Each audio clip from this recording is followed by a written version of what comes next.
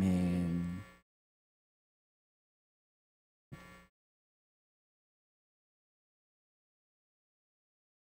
주의 말씀을 찾겠습니다. 주의 말씀은 누가복음 19장입니다.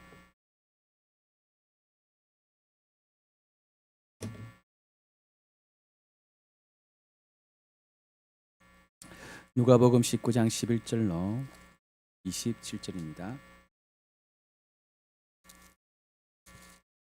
다 찾으셨으면 11절부터 27절까지 교독하겠습니다. 제가 먼저 읽고 여러분이 읽겠습니다. 그들이 이 말씀을 듣고 있을 때에 비유를 더하여 말씀하시니 이는 자기가 예루살렘에 가까이 오셨고 그들은 하나님의 나라가 당장에 나타날 줄로 생각함이더라.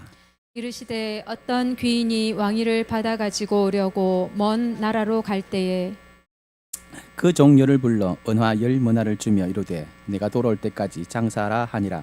그런데 그 백성이 그를 미워하여 사자를 뒤로 보내어 이르되 우리는 이 사람이 우리의 왕됨을 원하지 아니하나이다 하였더라. 귀인이 왕위를 받아 가지고 돌아와서 은화를 준 종들이 각각 어떻게 장사하였는지를 알고자 하여 그들을 부르니 그 첫째가 나와 이르되 주인이여 당신의 한 문화로 10문화를 남겼나이다. 주인이 이르되 잘하였다 착한 종이여 네가 지극히 작은 것에 충성하였으니 10고을 권세를 차지하라 하고 그 둘째가 와서 이르되 주인이여 당신의 한 문화로 5문화를 만들었나이다. 주인이 그에게도 이르되 너도 5고을을 차지하라 하고 또 한 사람이 와서 이르되 주인이여 보소서 당신의 한 문화가 여기 있나이다. 내가 수건으로 쌓아두었었나이다. 이는 당신이 엄한 사람인 것을 내가 무서워함이라. 당신은 두지 않은 것을 취하고 심지 않은 것을 거두나이다. 주인이 이르되 악한 종아 내가 네 말로 너를 심판하노니 너는 내가 두지 않은 것을 취하고 심지 않은 것을 거두는 엄한 사람인 줄로 알았느냐. 그러면 어찌하여 내 돈을 은행에 맡기지 아니하였느냐. 그리하였으면 내가 와서 그 이자와 함께 그 돈을 찾았으리라 하고 곁에 섰는 자들에게 이르되 그 한 문화를 빼앗아 10문화 있는 자에게 주라 하니 그들이 이르되 주여 그에게 이미 10문화가 있나이다. 주인이 이르되 내가 너희에게 말하노니 무릇 있는 자는 받겠고 없는 자는 그 있는 것도 빼앗기리라. 같이 읽겠습니다. 그리고 내가 왕됨을 원하지 아니하던 저 원수들을 이리로 끌어다가 내 앞에서 죽이라 하였느니라. 아멘. 예, 오늘은 누가복음 19장 11절로 27절까지 말씀을 통해서 작은 자의 충성이라는 제목으로 말씀을 전하겠습니다. 오늘 본문은 우리가 주일학교 때부터 많이 들어왔던 달란트 비유와 함께 가장 유명한 비유 중에 하나인 10문화입니다. 그런데 달란트 비유와 워낙 비슷하기 때문에 우리는 이 10문화의 비유 역시 하나님이 주신 은사를 가지고 방치하지 말고 열심히 헌신하여서 열매를 맺어야 된다. 그래서 우리가 주일학교도 이제 달란트 시상을 하는 것처럼 이렇게 잘 이해를 합니다. 하지만 달란트 비유와 10문화 비유는 주님이 목적으로 하고 계시는 의도가 완전히 달라요. 10문화 비유 속에는 달란트 비유가 담고 있지 않은 더 깊고 더 아픈 기독 신자의 현실이 녹아 있습니다. 이번 주가 이제 설 명절이고 각자 고향으로 돌아가시기 때문에 마태복음을 잠시 멈추고요. 이 명절에 우리 주님이 우리를 향해 무엇을 말씀하고 계시는가를 이 본문을 통해서 한번 들어보려고 합니다. 본문 11절은 이렇게 시작하지요. 그들이 이 말씀을 듣고 있을 때에 비유를 더하여 말씀하시니 이는 자기가 예루살렘에 가까이 오셨고 그들은 하나님의 나라가 당장에 나타날 줄로 생각함이더라. 지금 우리 주님은 공생의 마지막 예루살렘을 향하여 가고 있는 길인데요. 예루살렘 바로 문턱에 있는 여리고를 지나가고 있는 길입니다. 이미 우리 주님은 베세다 들판에서 2만 명에 가까운 사람들을 오병이어로 먹이셨고요. 또 이 본문의 바로 앞에 있는 삭개오, 여리고에 있는 삭개오의 경우를 보면 예수님을 따르는 군중이 너무 많아서 아예 뽕나무로 올라가서 예수님을 봐야 될 정도로 우리 주님께서는 엄청난 대중 동원력을 보여주고 계십니다. 이런 정황들을 보면서 주님의 제자들은 이제야말로 예루살렘을 접수하고 로마를 뒤엎을 때가 왔구나라고 생각을 하게 됩니다. 제자들이 이런 환상 속에 사로잡혀 있는 것을 보신 우리 주님께서 제자들을 향하여서 하신 비유의 말씀이 바로 오늘 본문의 10문화 비유예요. 그렇기 때문에 주님이 주신 은사를 낭비하지 말고 열심히 열매를 맺으라.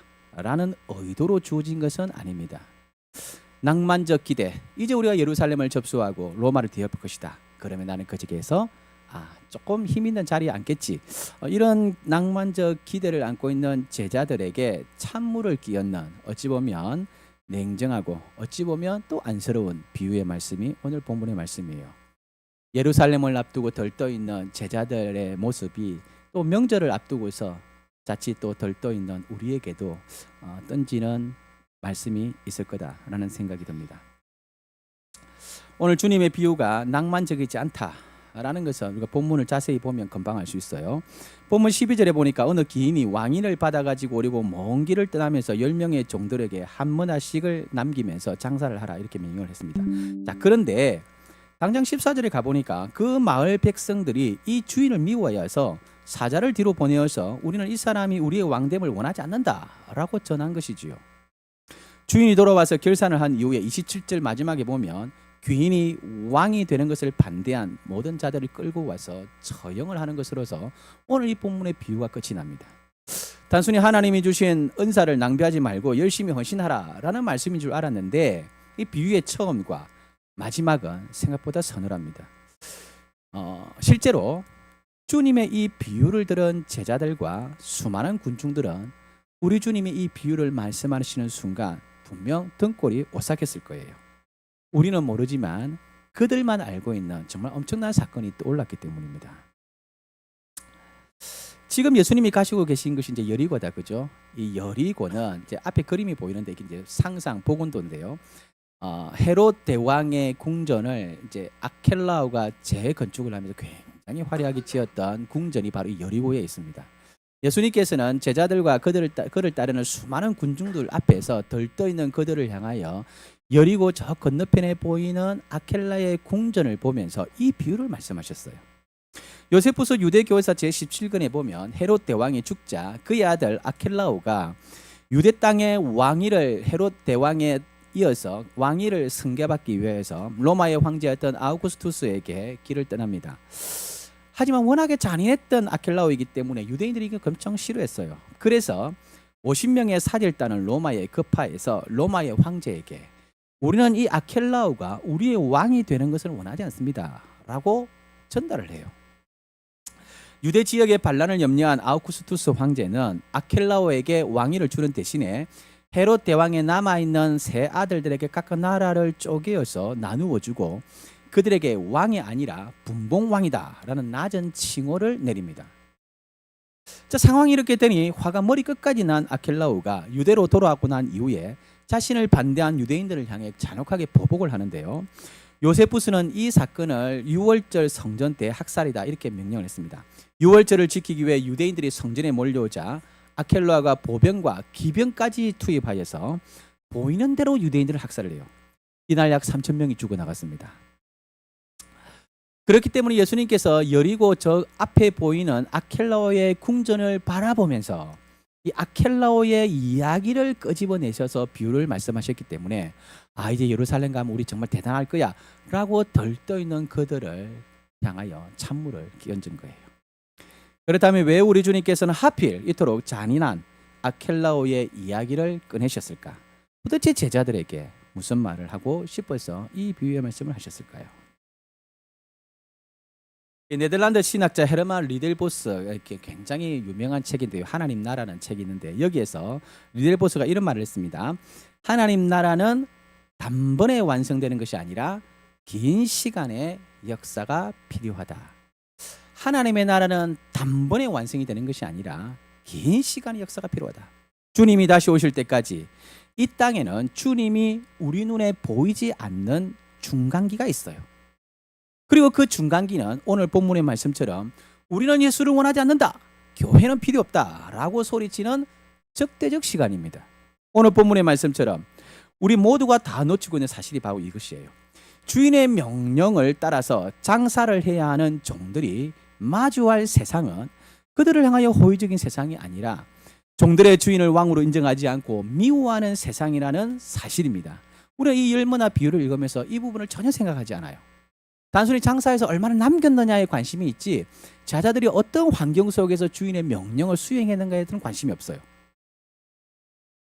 그들은 주인을 향하여 적대적인 세상 속에서 주인이 보이지 않는 시간들을 주인이 명령하는 것을 행하여야 되는 존재로 나옵니다.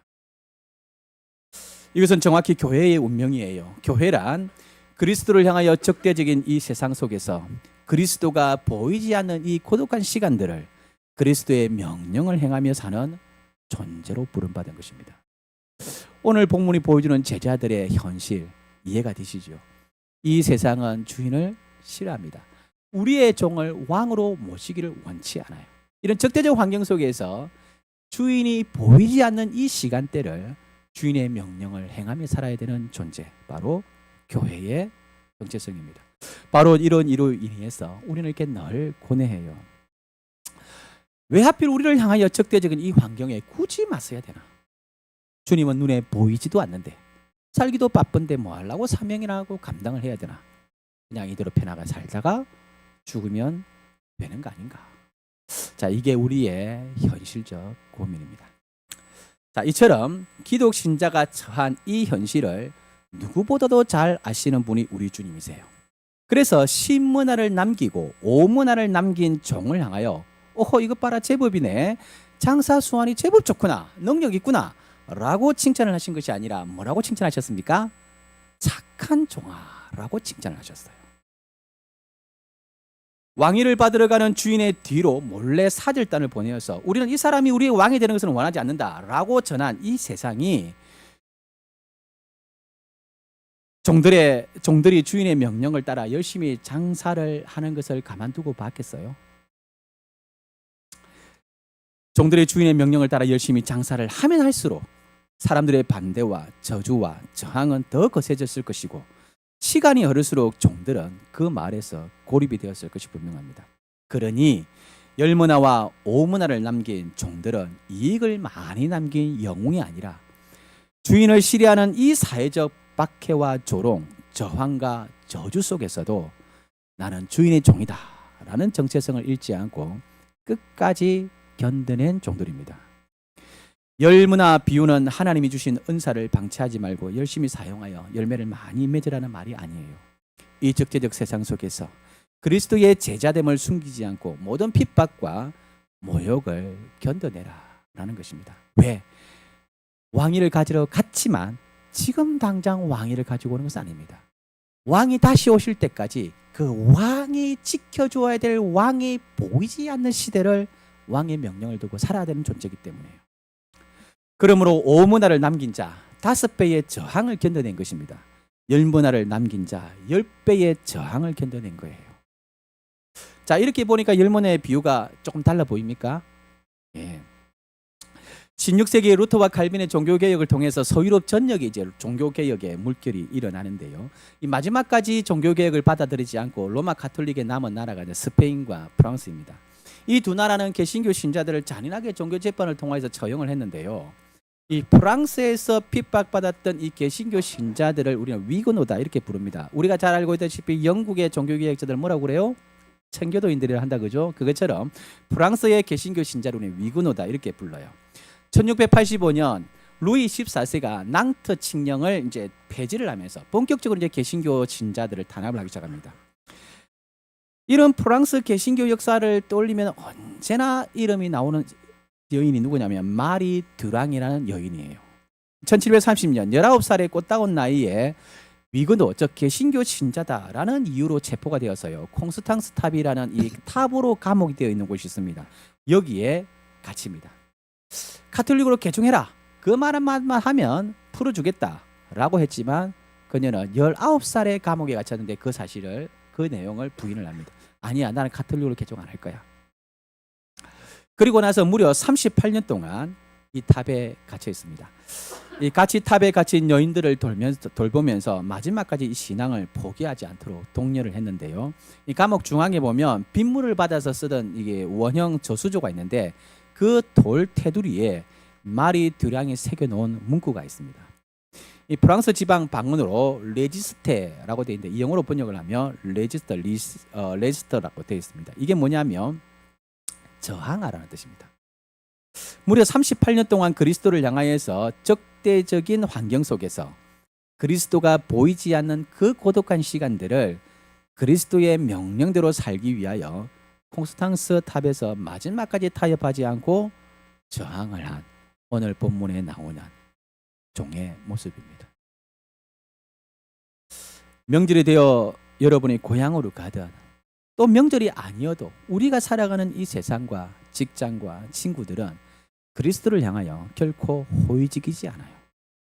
우리가 오늘 본문에 나오는 것처럼 일문화를 그대로 수건에 싸서 숨겨놓은 종처럼 적당히 이 세상 속에서 자신을 숨기고 타협하는 이상 이 세상도 우리를 향하여 저기를 드러내지 않습니다. 하지만 우리는 그리스도를 원하지 않는다라는 이 세상을 향하여 우리가 그리스도의 제자임을 밝히고 그분의 명령대로 살겠다고 나선다면 우리 역시 오늘 본문에 나온 종들처럼 5배의 저항을, 누군가는 10배의 저항을, 누군가는 마리 두랑처럼 38년의 저항을 만나게 될 것이고 그들 사이에서 고립될 수도 있어요. 하지만 우리가 어디로 가든 누구를 만나든 우리의 가진 독에 이 라지스테라는 단어를 새겼으면 좋겠습니다. 이것이 바로 저항하는 자라는 뜻의 프로테스탄트, 바로 우리 개혁교회의 정신이기 때문에 저항하라는 문구가 너무 도전적이지요. 자, 그렇다 보니까 우리도 깃발 들고 광화문으로 나가야 되나 이런 생각을 할 수도 있는데요. 전혀 그렇지 않습니다. 여러분, 기독교에서 말하는 저항은 칼 들고 총 들고 깃발 들고 나가서 싸우라는 말이 아니에요. 이 마리 두랑이 보여준 것이 바로 이것인데요. 그저 그리스도를 향하여 적대적인 환경 속에서 자신이 그리스도의 제자임을 드러내고 그것 때문에 주어지는 모든 손해와 불이익과 고난을 묵묵히 감내하는 일상의 삶이 바로 기독교가 말하는 저항입니다. 이런 일상으로서의 삶으로서의 저항을 가장 잘 보여주는 본문 역시 오늘 본문의 열머나 비유예요. 예수님 당시 여러분 노동자의 하루 봉사시 얼마냐면 1데나리온입니다. 근데 일머나는 100데나리온이에요. 그러니까 노동자의 100일의 급여입니다. 한 달에 25일 근무를 한다면 한 넉 달치 급여가 돼요. 반면에 달란트 비율을 보면요. 1달란트는 6,000데나리온, 즉 6,000일 노동자의 급여예요. 단순 계산으로 보더라도 약 20년치 급여가 1달란트입니다. 그러니까 달란트 비유에서 주님이 설정하신 배경과 열머나의 배경이 완전히 달라요. 오늘 비유에서 머나는요, 사실 장사를 하기에는 아주 사소한 금액입니다. 그래서 본문 17절에 보니까 주인이 돌아와서 이익을 남긴 종에게 뭐라고 말하냐면 네가 지극히 작은 것에 충성하였다, 이렇게 표현을 했어요. 우리는 이 세상을 향하여 저항하는 것, 그리스도의 제자로 살아간다는 것을 무슨 대단한 업적으로 생각하는데 전혀 그렇지 않습니다. 청교도 신학자 마이클 호턴, 제가 자주 언급하는 분이다, 그죠? 그분은 그의 책 평범한 은혜에서 세상을 뒤집어라, 정복하라, 거룩한 세대여 일어나라 라고 말하는 현대 기독교를 특별함의 중독을 받고 있다라고 진단했습니다. 성도들에게 비전을 제시하고 그 비전을 달성하기 위해 처단하는 것은 성도들을 탈진하게 할 뿐만 아니라 참된 제자도, 즉 일상의 삶을 가치 없는 것으로 오해하게 만든다라고 이야기를 했어요. 마이클 호턴 박사가 이 세상을 변화시키는 것은 극적이고 화려한 이벤트가 아니라 평범한 은혜의 수다, 즉 말씀, 성례, 기도다라고 이야기를 합니다. 1문화를 가지고 10문화와 5문화를 남긴 것은 대단한 경영 방식 때문이 아니에요. 그저 매일의 삶을 주인의 종이라는 정체성을 잃지 않고 하루하루 묵묵하게 그 말씀을 지켜낸 결과입니다. 하나님의 나라는 대박을 치는 것으로 완성되는 것이 아니라 사소한 일상에서 그리스도의 제자로 생각하고 판단하고 결정하고 행동하는 것으로서 완성이 되는 거예요. 앞서 언급했던 이 하나님 나라의 거대 담론자라고 말할 수 있는 리델 보스 목사님도 똑같은 말을 했습니다. 하나님의 나라는 씨앗이 자라듯 은밀하고 조용하게 확장됩니다. 주인은 종들에게 거창한 군대를 맡기지 않고 아주 작은 한 문화를 맡겼습니다. 우리가 하나님 나라에 특별한 일을 해야 된다, 특별한 이벤트를 열어야 된다고 생각하면 곤란해요. 아닙니다. 우리에게 주어진 일상의 삶에서 내가 그리스도라는 사실을, 그리스도인의 제자라는 사실을 드러내는 것만으로도 호의적이지 않은 이 세상은 나를 향하여 핍박하고 냉대하고 모욕하고 조롱하고 이 모든 것들을 감내하는 것으로서 열매를 맺는 것이 기독 신자에게 주어진 제자도의 정체성이에요. 바로 이런 이유로 인해서 성경학자들은 오늘 본문에서 한결같이 같은 말로 주석을 합니다. 주인은 종의 업적에 놀라지 않았다. 왜? 왕권을 가지고 돌아오시는 존재께서 뭐나 몇 개가 더 필요해서 종들에게 장사를 시킨 것은 아니기 때문입니다. 주인이 기뻐하시고 시험하신 것은 매일의 적대적인 상황 속에서 나를 왕으로 원하지 않는 이 세상 속에서 내가 보이지 않는 그 외로운 시간대를 모두가 다 나를 거부할 때에 마지막까지 나의 명령을 따라 매일매일 이 힘든 시간들을 겪어낸 그 착한 마음을 칭찬하신 거예요. 하나님 나라를 설명하는 세계적인 거장들의 한결같은 목소리가 바로 이런 것들입니다. 결국 하나님의 나라는 대형 이벤트나 프로그램, 연합 집회에 있지 않아요. 이 유난히 우리나라가 이런 게 많습니다. 이 작년 한 해만 제가 약간 검색을 해보니까 전국 청년연합 찬양 대축제, 선교 한국, 홀리시티 서울 청년 집회 뭐 이런 것들이 몇 가지가 나와요. 거룩한 세대여 일어나 빛을 발하라. 거룩한 물결 서울을 덮으소서.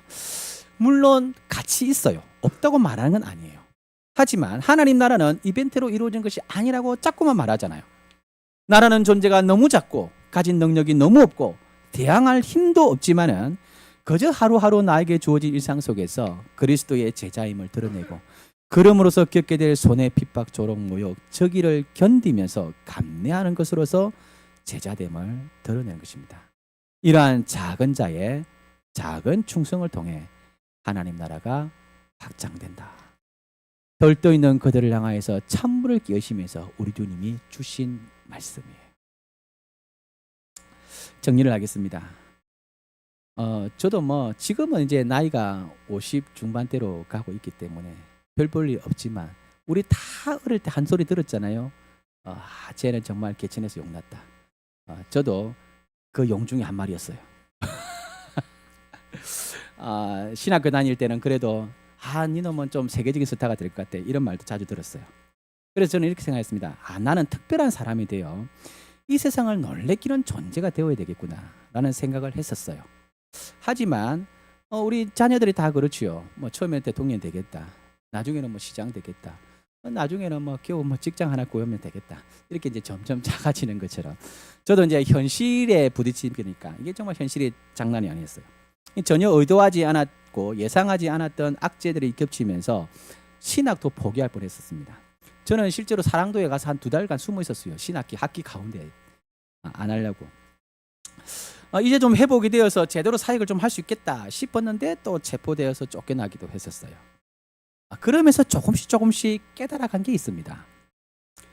히브리서 11장에 가보니까 성경이 믿음을 이야기하면서 명백하게 우리에게 보여주는 2가지 분류가 있어요.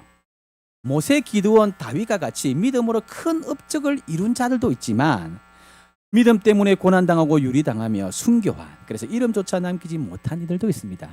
성경은 이 둘을 다 믿음의 사람이라고 소개하고 있어요. 한때 저도 빌리 그레이엄 목사나 무디 목사와 같은 업적을 남기는 목사가 되고 싶었습니다. 하지만 마리 듀랑처럼 분명 아무 업적도 남기지 못한 삶이지만 자기에게 주어진 환경 속에서 그리스도의 제자됨을 잃지 않고 지켜낸 착한 마음을 주님이 칭찬하셨다라는 사실을 깨닫기 시작을 했어요. 많은 업적, 큰 업적 좋아요. 저보다 능력 많으신 분들이 지금도 많이 하고 있어요. 그러나 우리 주님 오늘 본문을 통하여 칭찬하신 것은 견디고 버텨낸 제자도를 드러냄으로써 받아야 될 수많은 모욕들을 견뎌낸 그 착한 마음을 칭찬하셨다라는 사실을 꼭 기억했으면 좋겠습니다. 설 명절을 맞이하여 각자 고향에 가시더라도 이 한 가지 사실만은 좀 기억을 했으면 좋겠는데요. 어떤 조카는 뭐 명문대 합격하기도 하고 또 어느 조카는 SK 하이닉스에 취업도 하기도 하고 제가 명절 때 가면 딱 당하는 경우입니다. 하지만 내 새끼는 별로 내세울 게 없어요. 하지만 괜찮습니다. 그것은 영원한 본질을 보지 못하도록 이 세상에 쳐놓은 함정일 뿐이에요. 우리는 그들이 가지지 않은 주님이 주신 작은 한 문화를 손에 쥔 존재입니다. 이 정체성을 아무도 가지고 있지 않아요. 내 조카가 삼성에 취직을 하든 SK에 취직을 하든 뭐 별을 달았든 그게 나하고 무슨 상관이에요. 우리는 거기에 관심을 가지고 있지만 주님이 우리에게 주신 관심이 뭐냐면 네 손에 주신 작은 한 문화를 가진 존재라고 말하는 거예요. 이것은 이 세상에 줄 수 없는 것이며 주님이 우리에게 주신 것입니다. 이번 생에 우리의 과업은 내가 서 있는 그 어떤 환경 속에서도 그리스도의 제자됨을 드러내고 그로 인해 주어지는 모든 손해와 모욕과 핍박을 견뎌내는 일상의 문화를 남기는 제자도로 부름을 받았습니다. 너무 영웅적이어야 된다. 광박관념을 가지지 않아도 돼요. 정말로 어려운 것은 매일을 그리스도의 제자로 살아가는 것입니다. 그러므로서 당하는 모든 핍박과 냉대가 주님이 우리를 착한 종아라고 불러주는 은혜의 통로임을 기억했으면 좋겠어요. 이것은 저의 생각이기도 하지만 20세기 최고의 기독교 사상가라고 말하는 C.S. 루이스가 그의 책 스크루테이프의 편지를 통해서 이 사실을 똑같이 전해줍니다. 여러분, 악마가 가장 무서워하는 성도가 누굴까? 그렇죠. 특별한 업적을 남긴 자들일까요? 아닙니다. 스크루테이프의 편지에서 C.S. 루이스는 악마 스크루테이프를 통해서 이렇게 전해줍니다. 악마가 이야기합니다. 우리가 가장 두려워해야 될 인간은 하나님의 임재가 느껴지지 않고 아무런 보상이 보이지 않는 메마른 일상 속에서도 오직 의지만을 가지고 순종의 길을 걷는 사람이다. 사탄이 가장 두려워한 제자는 특별한 존재의 특별한 사역이 아니라 그리스도를 향하여 적대적인 환경 속에서 그리스도의 임재가 느껴지지 않는 고독한 시간 속에서 아무런 보상이 없음에도 불구하고 매일의 일생을 그리스도의 제자로 살아가기를 결정하고 행하는 일상의 제자도를 사탄이 가장 두려워한다. C.S. 루이스가 전해준 거예요. 오늘 본문이 들려주는 강력한 위로가 있습니다. 왕위를 가지러 간 주인이 반드시 다시 돌아온다는 거예요.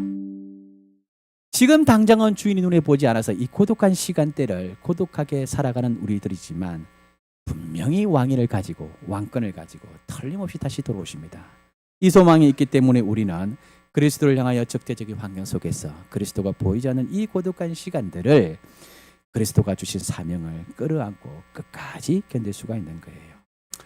이전에도 보여준 적이 있는데요. 오늘 본문 말씀을 너무 잘 대변하는 것 같아서 한 번 더 소명이라는 영상을 보면서 마치려고 합니다.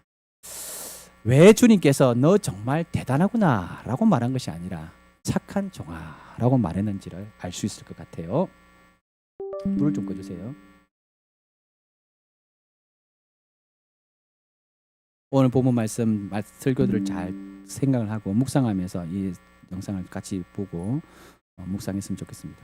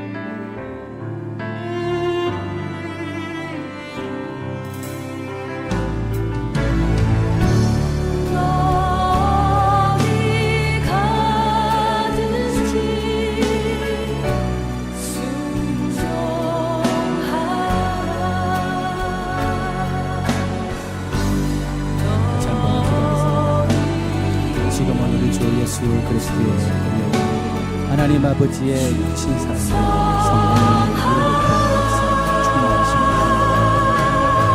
그리스도를 향하여 적극 생각하는 그리스도가 안에 보이자 거룩한 시간대 그리스도께서 명령하신 이 성령의 뜻을 끈기며 멋지게 주님 오실 때까지 사랑하기로 소원합니다. 사랑하는 모든 성도들 모든 곳에서 오시는